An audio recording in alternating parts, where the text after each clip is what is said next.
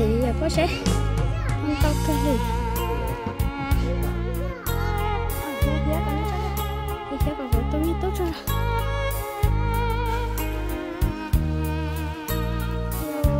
của tôi gì chị cái tao bé nó chị ở đây nào sức tia cái này nó cho họ lực cố lên nào sư nó trở trở lại ra hiến nữa mà lên nào trong này tao sẽ lò này cho này cho chị họ cho sẽ của tụi mình sẽ ư theo này sẽ cho chơi thiên nữa này họ cho ư theo tiểu bên nó ư họ là vào lúc trẻ họ vào đi chặt theo ư họ coi chặt theo nè chúng ta thứ ba của tôi mới chỉ chế để của tôi mới mê mình thành công chợ nó rồi của tôi mới tốt về vậy việc bị nát sức tay của tôi mới tốt chế họ tôi có quả thế lo tôi có quả thế chế chỉ có hai lì lo chúng ta tư rõ mà tao lò xí bao chế cho chúa có lấy chế nhau này tên tao thầu à đây là nọ hả nè chế là non xá đen từ đó này nó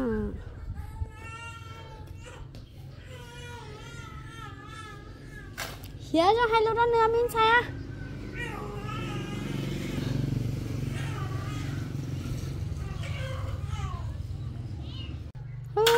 tôi nói em đâu tao hỏi nó cái gì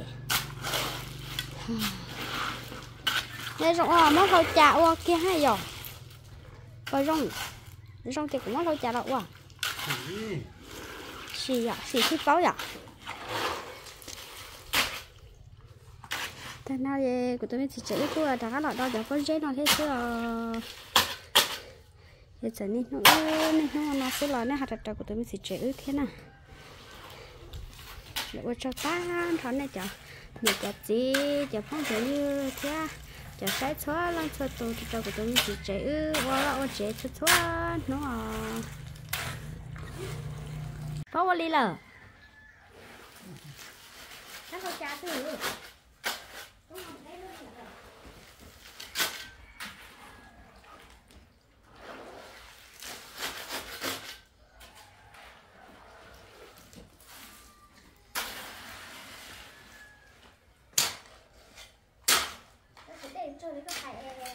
không đâu rồi ha chưa nó ra tại vì sao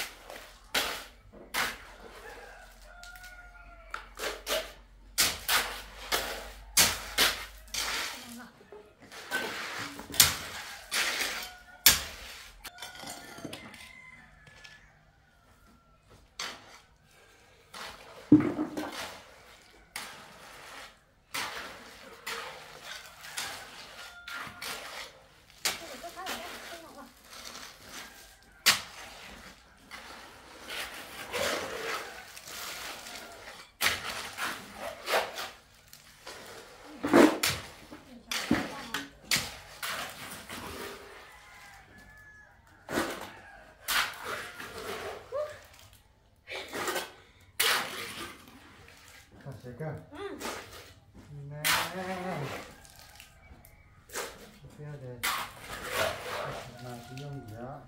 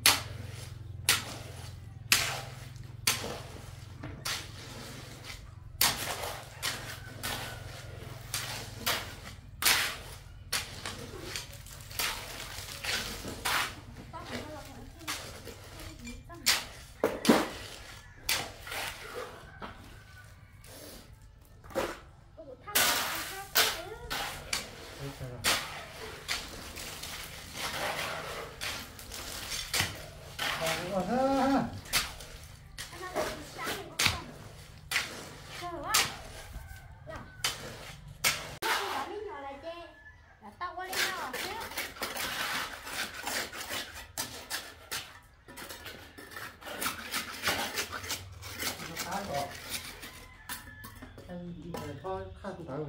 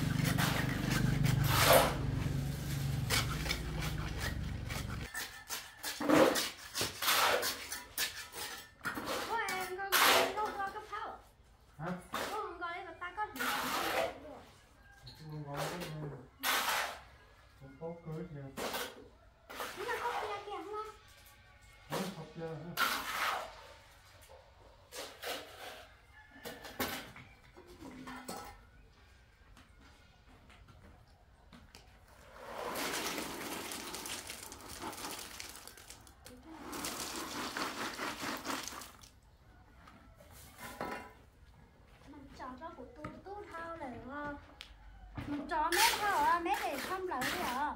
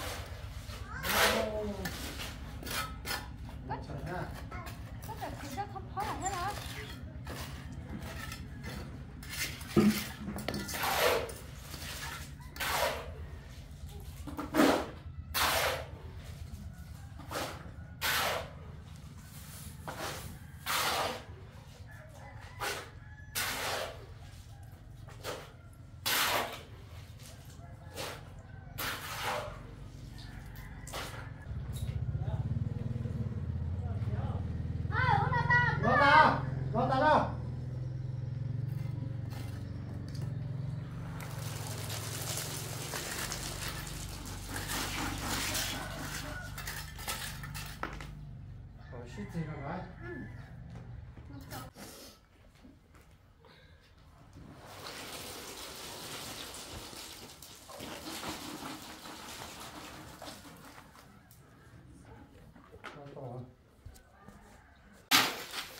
Nè,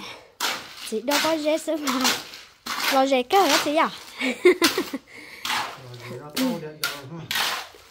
Nè, chị đâu có dễ sữa mà chị giống gì đi. Nó chị đã đi cái này nè. Trong nông mới nóng sao thì khó đâu mà hiện mới nóng đâu. Chị có cái đã thấy bơ. Xì mặn này là ít bơ sữa rê, xì mặn này nè mà. Nó chị đã đi kia nè. Những nhiệt gì sữa mà. Tôi sẽ thả ra này. Thì chị tôi sẽ lại nó chỉ lấy thịt kia đi thế. Chị tôi ở lăng lò xí ba rồi tôi xíu vào thế đi. Để ta sai thế đi tiệt sai nè. Gì thôi. Tao ớt tơ tụi nó. Rồi tao ớt tơ tụi nó để cho. Tôi sát tao.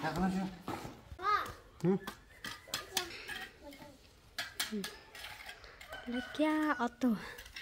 Lấy kia ớt tơ để cho kỹ tôi sát tao ha. Rồi tôi sát tao chị. Và có ý nha họ có gì với nhung bùa họ có cho bao rẻ nữa sao ăn chừng nó kia là tao có rong à tao có rong có à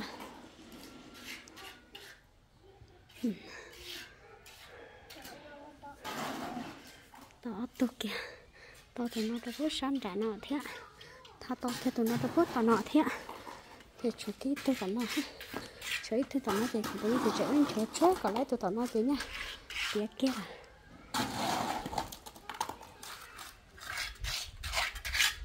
tôi có thể sử dụng cái kho cho nó đây tao không có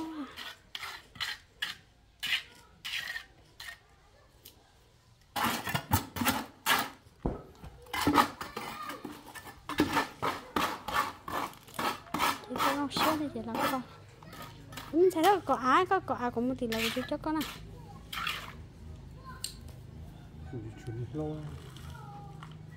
nhất chưa nhỏ xá to đây là xá to nhá đây là hát táo đấy bây giờ họ xả tao đi chê ý là rõ mình nhớ đi chứ à hoa nét chả phải cho nó dọc cho thôi ạ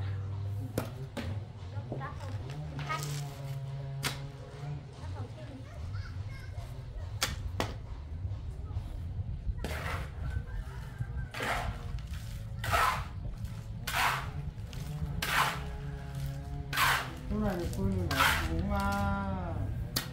muốn chặt ra này à đúng rồi ra nó là tôi cậy cho tôi nó à chặt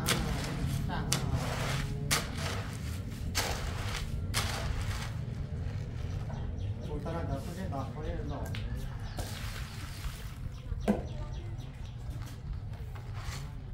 cái gì cái đó nó không đúng này sức mà không cái con mấy ăn người cơ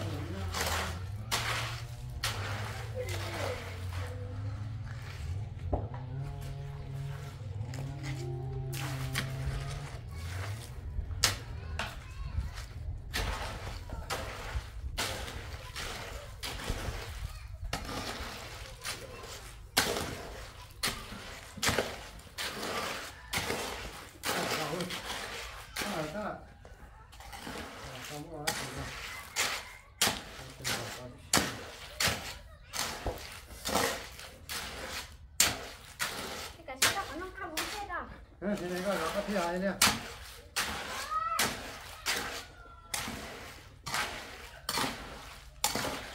ngon quá tắt vào mặt rồi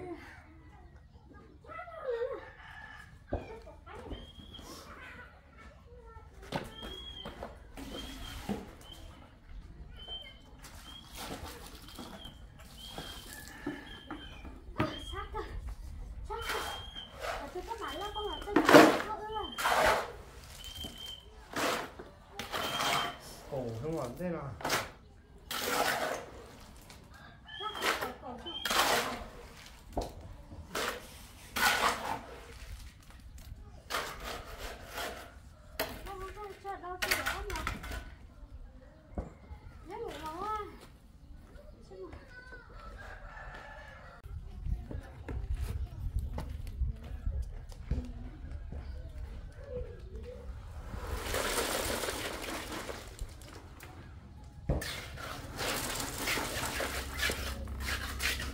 tôi không ra không có hiểu